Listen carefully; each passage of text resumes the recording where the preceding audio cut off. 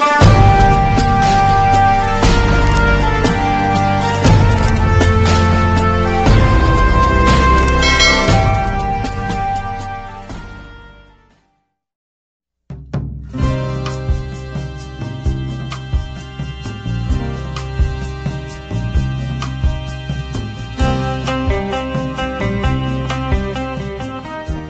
jumpa lagi rekan-rekan semua.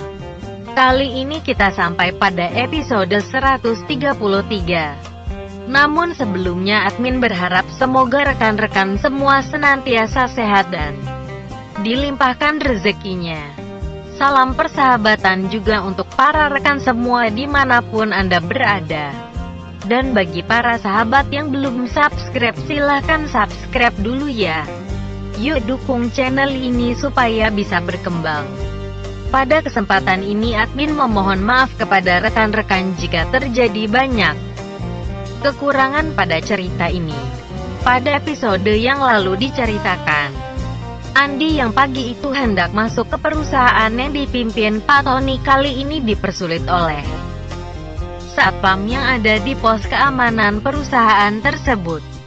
Kali ini Andi terpaksa menghubungi Pak Tony yang masih di perjalanan. Handphone Andi tersebut kemudian diserahkan Andi kepada Pak Jamal selaku pimpinan di pos security. Pagi mal ini aku Pak Tony.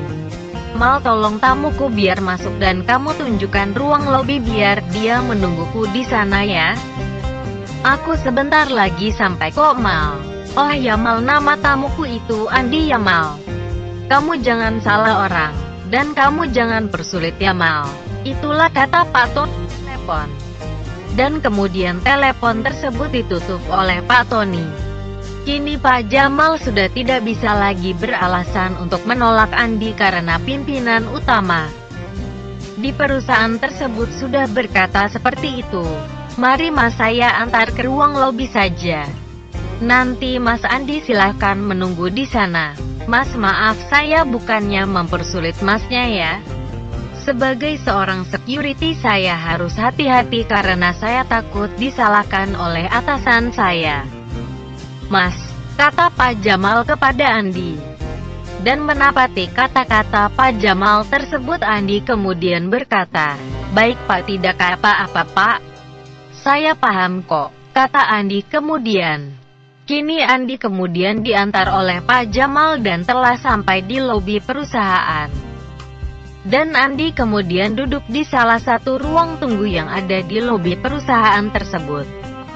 Lobi perusahaan di pagi ini terlihat sudah cukup ramai juga. Di pagi ini terlihat banyak orang yang menunggu di tempat tersebut. Mungkin mereka adalah para staf dari relasi perusahaan tersebut. Dan ketika Andi telah menunggu sekitar setengah jam, maka kini Pak Tony telah sampai juga di perusahaan tersebut. Pak Tony segera mengajak Andi ke sebuah ruangan kecil dengan kaca tembus pandang yang ada di tempat tersebut. Memang di ruang lobi tersebut ada sekitar 10 ruangan untuk rapat kecil dengan para relasi perusahaan. Kini Pak Tony dan Andi kemudian berbincang berdua di ruang kecil tersebut. Apa kabar Tuan Muda? Kata Pak Tony kepada Andi. Kini mereka kemudian melanjutkan obrolannya. Dan kali ini Andi menjelaskan kepada Pak Tony kalau Franz dan teman-temannya ingin membatalkan transaksinya. Dan mereka telah menyesali perbuatan mereka. Mendengar perkataan dari Andi tersebut Pak Tony hanya tersenyum. Iya, tidak apa Tuan Muda. Motornya ada di parkiran belakang dan STNK ini saya berikan kepada Tuan Muda. Kata Pak Tony sambil memberikan beberapa STNK kepada Andi. Baik Pak, terima kasih dan saya mohon maaf telah merepotkan Bapak. Bapak silahkan dilanjut Pak kerjanya dan kasih saja saya 1 atau 2 orang kepercayaan Bapak untuk mendampingi saya, kata Andi kepada Pak Tony. Namun kali ini Pak Tony lebih memilih untuk bisa mendampingi Andi karena Pak Tony hari ini memang tidak terlalu sibuk. Semua pekerjaan sudah bisa dihandle oleh para staf Pak Tony. Kini Pak Tony dan Andi kemudian melanjutkan percakapannya di ruangan tersebut. Kali ini Pak Tony juga banyak bercerita tentang perusahaan yang mulai merasakan dampak pandemi. Omset perusahaan telah turun sekitar 25% dari sebelumnya. Andi saat itu kemudian berkata kalau dirinya masih bisa menerima keadaan tersebut. Karena keadaan ini memang dialami oleh semua perusahaan. Bahkan ada beberapa perusahaan milik keluarga Andi yang harus melakukan pengurangan karyawan. Karena dampak dari pandemi ini. Bapak kan orang kepercayaan saya. Bapak tentu tahu kan perusahaan milik kami. Kenapa Bapak tidak menjalin kemitraan dengan mereka, Pak? Tolong Bapak bikin planningnya, Pak. Dengan perusahaan apa Bapak bisa kerjasama? Tentunya yang sama-sama menguntungkan, Pak. Semisal Bapak beli bahan baku pada mereka. Atau Bapak menjual produk jadi kepada mereka. Intinya biar terjadi omset di dalam grup, Pak. Kata Andi kepada Pak Tony. Iya bisa Tuan Muda. Namun saya dan pimpinan yang lain tidak bisa melakukan hal tersebut kalau belum ada instruksi atau perintah dari Pak Billy atau Tuan Muda. Kata Pak Tony. Baik Pak, kalau begitu saya akan membuat edaran kepada para pimpinan perusahaan untuk melakukan hal tersebut. Tolong Bapak bikinin dan sebarin ya Pak. Biar nanti saya atau papa saya yang bertanda tangan. Kata Andi. Rupanya hal inilah yang menjadi keinginan Pak Tony dan beberapa pimpinan perusahaan lainnya. Hal ini karena dengan banyaknya perusahaan di grup ini, maka semua akan menjadi sangat mudah jika semua perusahaan terkoneksi dan ada dalam satu komando.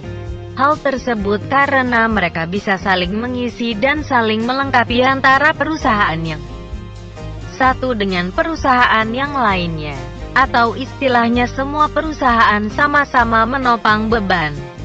Dan ketika Andi dan Pak Tony sedang serius berbincang-bincang itulah kini di lobi perusahaan tersebut muncul beberapa orang termasuk Franz. Rupanya mereka adalah kelompok Franz yang ingin mengambil sepeda motor milik mereka. Dan ketika Andi dan Pak Tony melihat Franz maka kini Andi kemudian berkata, Pak, yang kita tunggu sudah datang tuh Pak. Iya Tuan Muda, mari mereka kita temui. Kata Pak Tony kepada Andi sambil berdiri dari tempat duduknya dan berjalan ke arah Franz dan teman-temannya sedang duduk. Kini Andi dan Pak Tony telah berada di hadapan Franz dan dengan penuh persahabatan kini Andi kemudian menyapa Franz dan rekan-rekannya. Hai, selamat datang. Apa kabar? Akhirnya bisa ketemu juga ya perusahaan ini. Kata Andi sambil sedikit berbasa-basi. Dan karena perusahaan tersebut adalah sebuah gedung tinggi atau tower maka tentulah tidak sulit untuk bagi kebanyakan orang untuk menemukan perusahaan tersebut dengan mudah. Demikian juga Franz dan teman-temannya. Mereka dengan mudah bisa menemukan perusahaan yang dipimpin oleh Pak Tony. Dan kelompok Franz tersebut juga kaget ketika tadi bertanya kepada satpam siapa dan apa kedudukan Pak Tony di perusahaan tersebut. Ternyata Pak Tony adalah direktur utama di perusahaan tersebut. Jadi jelas kalau Andi pastilah pemilik atau anak dari perusahaan besar tersebut. Kini terlihat Franz dan teman-temannya tidak ada yang berani memulai pembicaraan dengan Andi. Apalagi Pak Tony kemudian memanggil beberapa orang security untuk berjaga-jaga di tempat tersebut karena Pak Tony khawatir jika terjadi hal-hal yang tidak mereka inginkan di tempat tersebut. Namun rupanya kali ini teman-teman Franz telah berubah 180 derajat sikapnya. Mereka sudah tidak terlihat sombong seperti kemarin. Mereka kini diam dan terlihat seperti anak-anak yang begitu menjaga sikap mereka.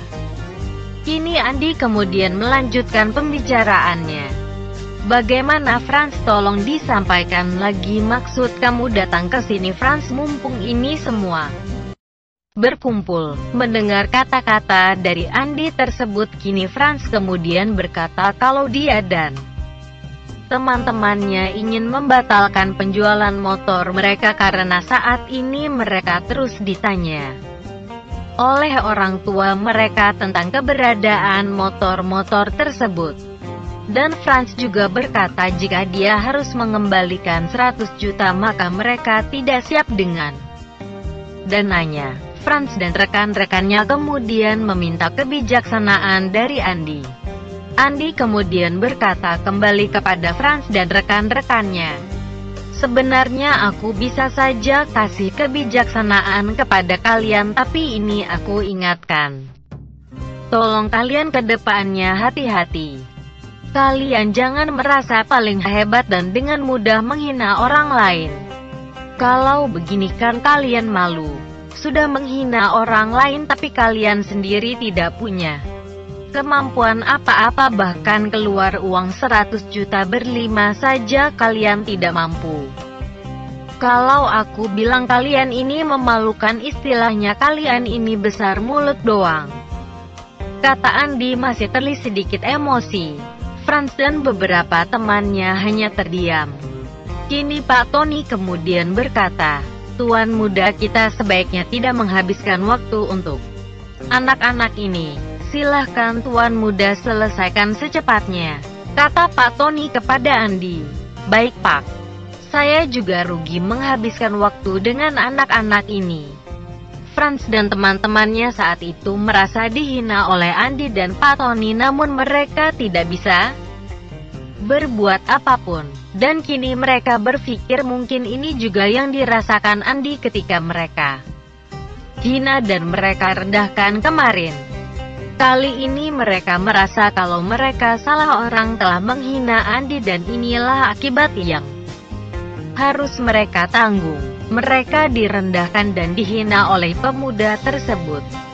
Sedangkan untuk membalas dendam kepada Andi juga tidak mungkin bagi mereka. Mana Franz uangnya? Kata Andi kepada Franz. Andi kemudian menerima uang 50 juta yang kemarin diberikan Andi kepada Franz. Andi kemudian mengajak Franz ke parkiran di mana motor milik Franz dan rekan-rekannya berada. Itu Franz, motor kalian silahkan diambil, kata Andi kepada Franz. Dan di akhir percakapan tersebut Andi juga meminta maaf kepada Franz dan rekan-rekannya jika dirinya terbawa emosi dengan masalah ini. Andi kini menyalami Franz dan rekan-rekannya dan berpesan agar mereka bisa menjaga sikap mereka dan saling menghargai sesamanya. Kini Franz dan rekan-rekannya kemudian mengambil motor mereka dan berlalu meninggalkan Andi. Kini Andi kemudian menuju ke ruangan Pak Tony dan kembali Andi membicarakan hal-hal yang tadi mereka bicarakan. Bagaimana Tuan muda, apakah sudah beres? Kata Pak Tony kepada Andi. Sudah Pak. Mereka sudah pergi kok Pak. Terima kasih ya Pak atas bantuan Bapak, kata Andi kepada Pak Tony. Sama-sama Tuan muda, itu sudah tugas saya kok, kata Pak Tony. Andi kemudian melanjutkan pembicaraannya. Bagaimana Pak masalah surat yang tadi saya bicarakan, apakah Bapak sudah membuat? Kata Andi kepada Pak Tony. Pak Tony kemudian berkata, belum Tuan muda. Saya malah berpikir bagaimana kalau kita kumpulkan semua pimpinan perusahaan milik Tuan Billy. Dan kita bicarakan hal ini secara bersamaan. Nanti akan kita klasifikasikan bisnis mereka. Dan kita akan lihat masing-masing perusahaan output dan input apa yang mereka butuhkan dan mereka hasilkan. Karena begini Tuan muda, kita perlu membuat mensinkronkan ini semua supaya nanti keputusan ini tidak tumpang tindih. Mendengar kata-kata Pak Tony tersebut, Andi kini menjadi paham dan bisa mengerti. Baik Pak, Bapak atur saja minggu depan ya Pak pertemuannya dan atur apa yang perlu mereka siapkan dari masing-masing perusahaan. Bapak bentuk tim kecil untuk mengkoordinir hal ini di tahap awal dan nanti tim kecil ini bisa membentuk tim yang lebih besar lagi. Kata Andi terlihat bersemangat kepada Pak Tony. Baik Tuan Muda. Tapi hal ini saya akan bicarakan dengan Pak Billy juga ya. Saya ingin masukan dari Tuan Billy juga apa yang seharusnya kami lakukan untuk kemajuan perusahaan milik Tuan Billy, kata Pak Tony kemudian yang diiyakan oleh Andi. Itulah kisah pemuda kaya yang sederhana episode 133. Terima kasih kepada rekan-rekan yang sudah mengikuti cerita ini. Jangan lupa like, subscribe, dan bagikan cerita ini kepada yang lain. Silahkan rekan-rekan tulis saran dan komentar di kolom komentar untuk kemajuan channel dan cerita ini. Terima kasih.